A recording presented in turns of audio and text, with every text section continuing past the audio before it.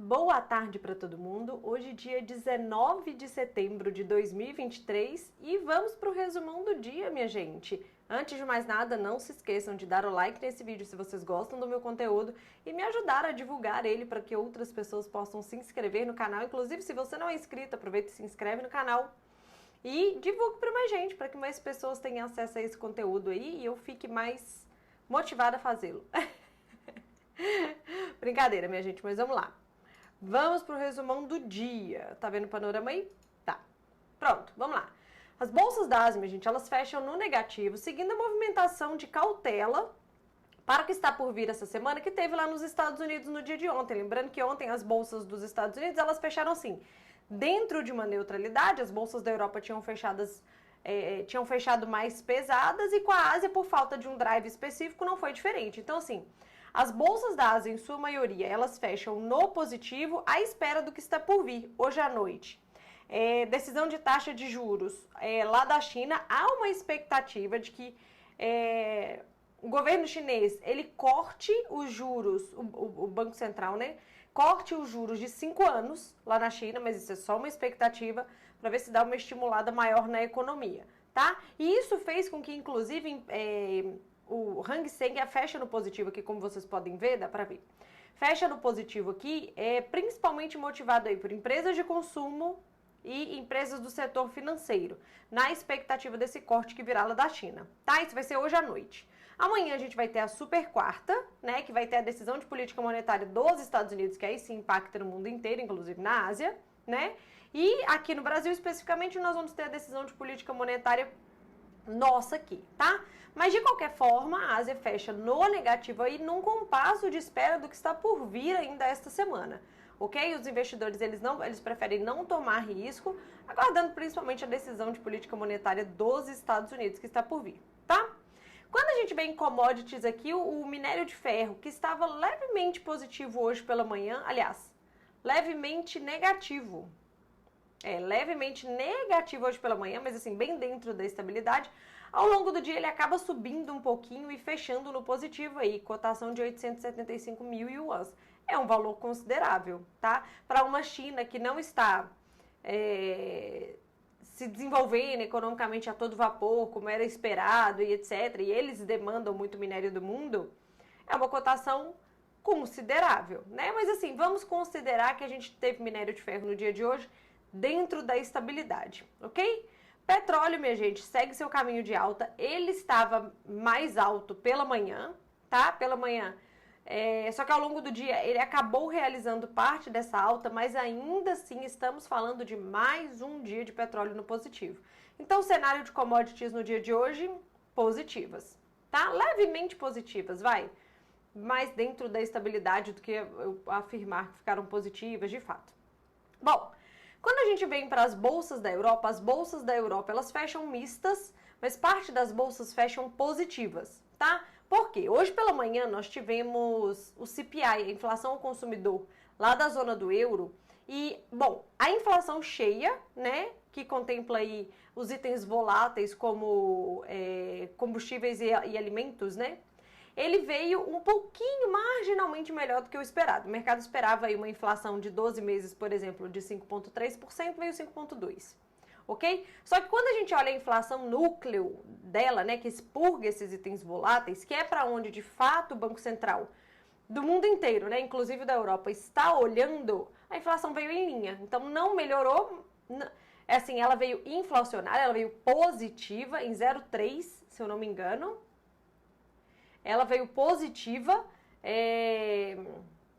mostrando um mês inflacionário, mas ainda assim veio exatamente dentro do que o mercado esperava, então já estava no preço. Então, as bolsas da Europa, elas fecham mistas aí, porque nós tivemos um indicador em linha com o que o mercado esperava. De novo, a Europa também está em compasso de espera para o que está por vir amanhã, tá? Por isso que, assim, a positividade das bolsas lá, ela também não é algo extremamente expressivo, sim.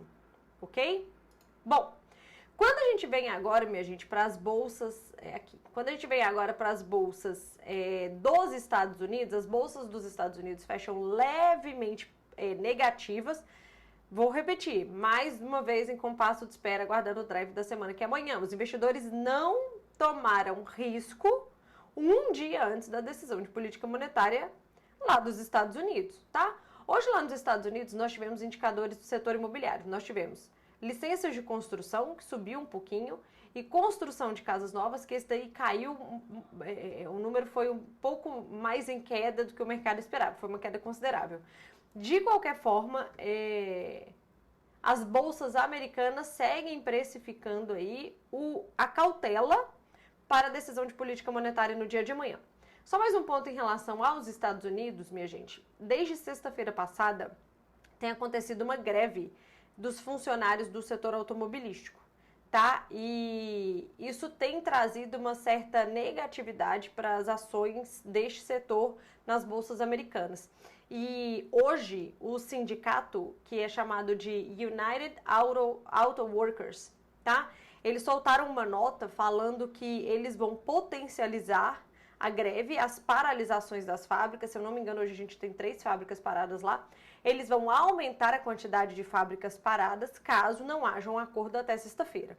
Então, o sindicato deu um prazo para que as empresas do setor automobilístico se posicionassem ou chegassem a um acordo, a uma negociação junto do sindicato até sexta-feira, senão eles vão ampliar essa queda. E nós estamos falando já de um cenário de juros altos por lá, né? Que, assim, para as empresas é uma situação mais difícil, né? Uma empresa gerar lucro, gerar renda, uma empresa produzir, manter sua quantidade de funcionários, etc., no cenário de juros altos, é um pouco mais desafiador do que dos juros que era praticamente zero nos Estados Unidos, não é? E aí, somado a isso, a essa situação, a gente ainda traz aí uma possível ampliação da greve dos funcionários do setor automobilístico por lá, ok? Bom, antes da gente ir para o Brasil, mas de qualquer forma, minha gente, as bolsas dos Estados Unidos hoje fecham levemente negativas, numa posição de cautela para o dia de amanhã, ok? Mas eu vou passar aqui com vocês rapidamente a probabilidade, a CME, a ferramenta, né? Fed Watch Tool, a ferramenta de expectativa em relação à decisão de juros das próximas reuniões lá dos Estados Unidos. Então, para a reunião de amanhã, 99% do mercado acredita numa manutenção dos juros, tá?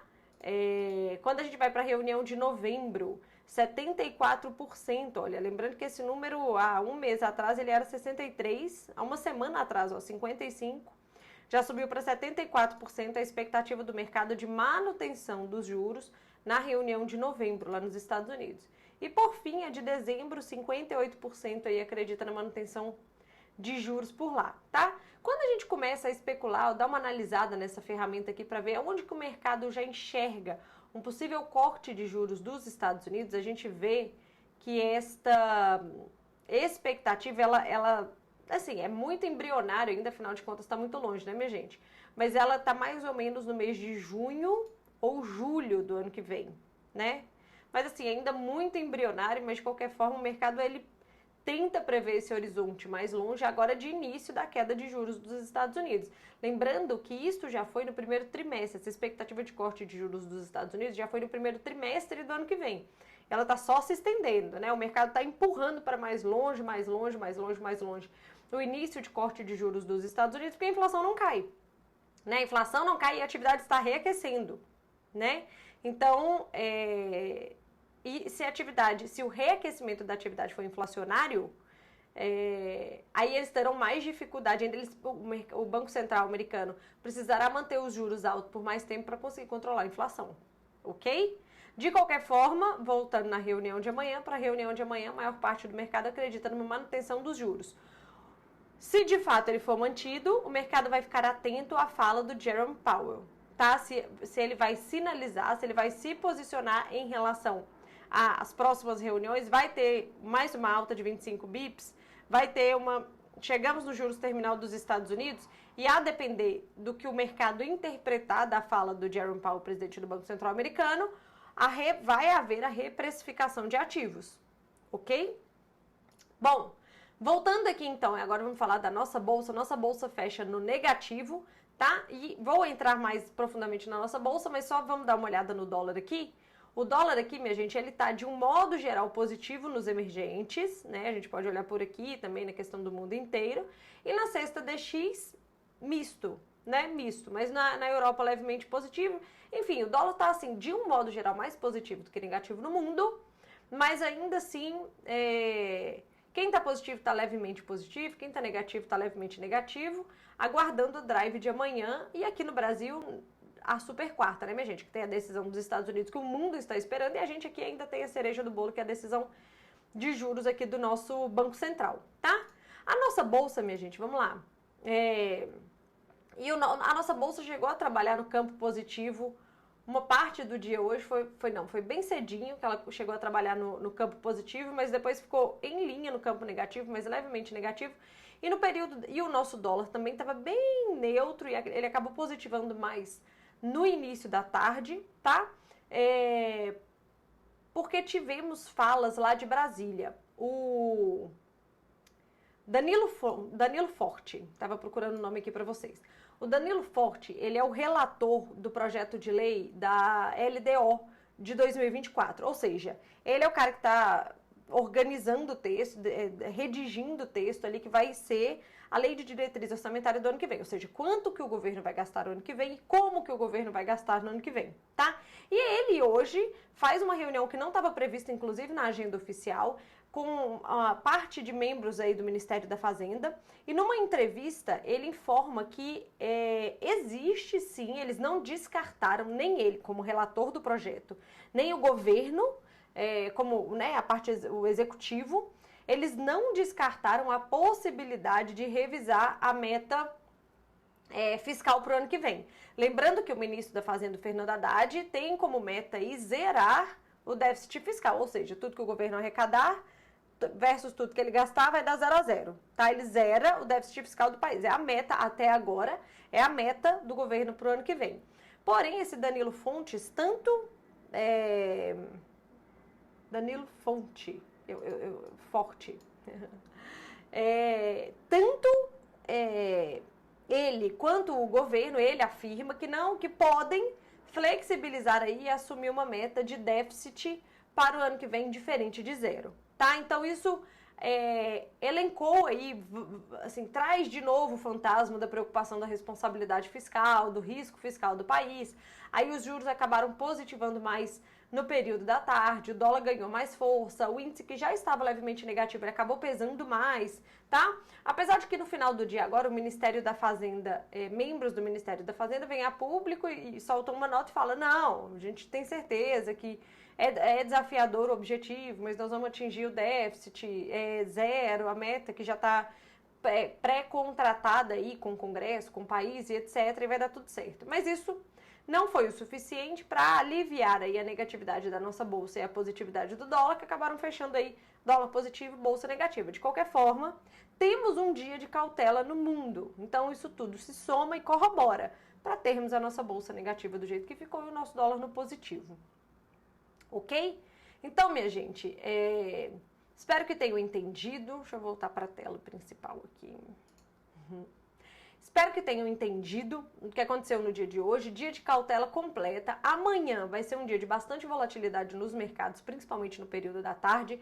Então, para quem opera, tomem cuidado, tá? E o fechamento, e a decisão de política, a decisão de juros aqui do Brasil, como ela sai somente com o mercado aqui já fechado, se reflete na quinta-feira na nossa bolsa. Então, amanhã, com a bolsa aberta, a gente vai ter o reflexo da decisão dos Estados Unidos e na quinta-feira, a decisão do Brasil. Vale ressaltar que talvez amanhã, logo cedo, a gente precifique a decisão da China, que vai acontecer já com o nosso mercado fechado. Ok? Então, muito cuidado no dia de amanhã, principalmente para quem opera, e até o resumão de amanhã, né? Beijo!